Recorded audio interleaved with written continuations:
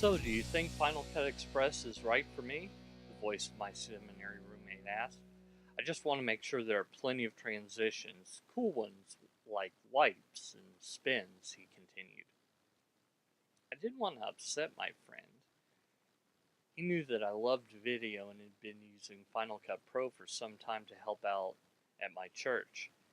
Now, as the pastor of his church, he wanted to take his church's media use up to the next level, and knew he needed better tools to do it. He was just asking the wrong question. He wanted to make sure the software could do something that he didn't need it to do. Local television is full of examples of what you can do. A local car dealer had a commercial filled with tons of star wipes, each with the price of a used car.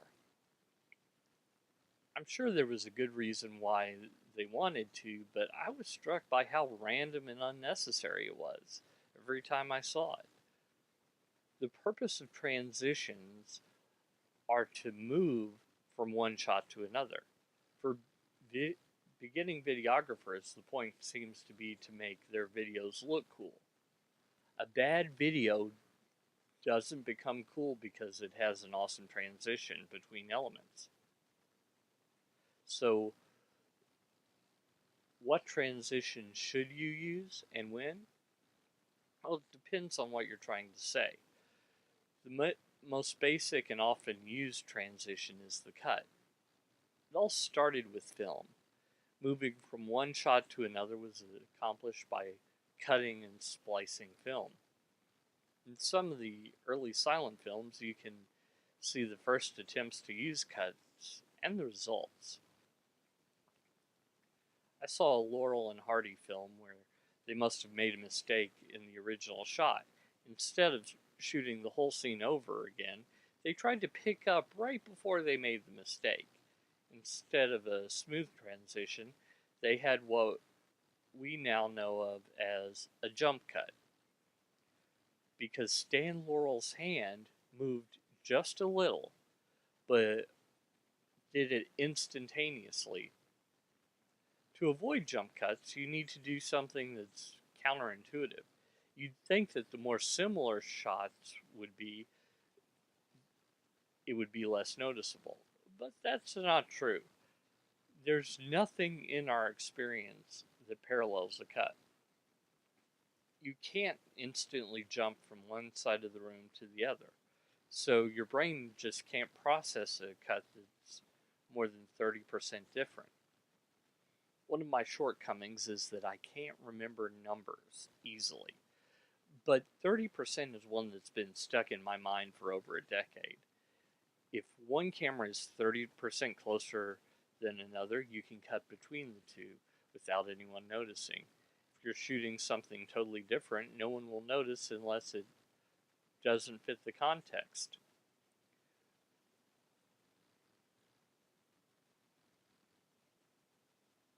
When you cut, I can count the number of wipes, dissolves, and 3D cube spins in any movie. The number of cuts is usually on the magnitude of hundreds or thousands.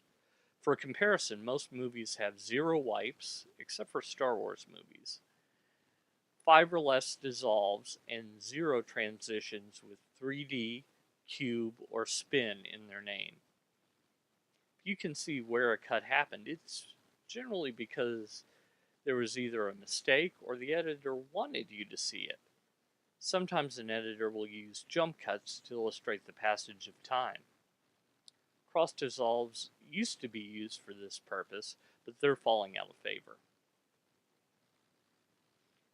That brings me to cross dissolves. When you fade from one shot to another, it's called a cross dissolve. It can be used to start or end a scene, or the whole movie. It's also used to indicate the passage of time and sometimes a change in location. Despite what people think, musical performances don't normally have large numbers of cross dissolves either. This changes from time to time in the art of shooting, directing, and editing, but it's mostly true even today. Early films used wipes to indicate changes in time and location. That's why you'll see them in Star Wars movies. They're part of the genre of action serials from the 30s and 40s, even though Star Wars A New Hope was released in 1977. There's an exception to this. I call this the natural wipe. Whether it happens this way during filming or was faked in editing, anytime you see someone walk in front of a camera or a car drive through the shot and totally obscure the view for a piece of a second, it's probably a natural wipe. I saw a movie recently, I don't remember which, where two of the main actors were walking in the park. In the midst of the conversation, someone walked quickly in front of the camera. I noticed that their hands had moved a little too much during the time I couldn't see them, and realized it was two shots cut together with a wipe to hide it. On a movie set, they know where everyone is at all times, and you better bet that no one would accidentally walk in front of the camera during the scene. Text and graphic transitions are different. For sports especially, scores can fly in and hop around in ways that you wouldn't want in a production with people or scenery. The 90s show Home Improvement used to go to commercials with odd wipes and other transitions, but that's the exception that proves the rule.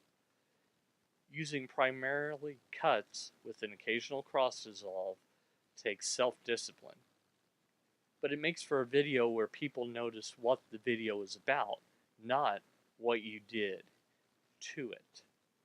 In a church video, that's what matters.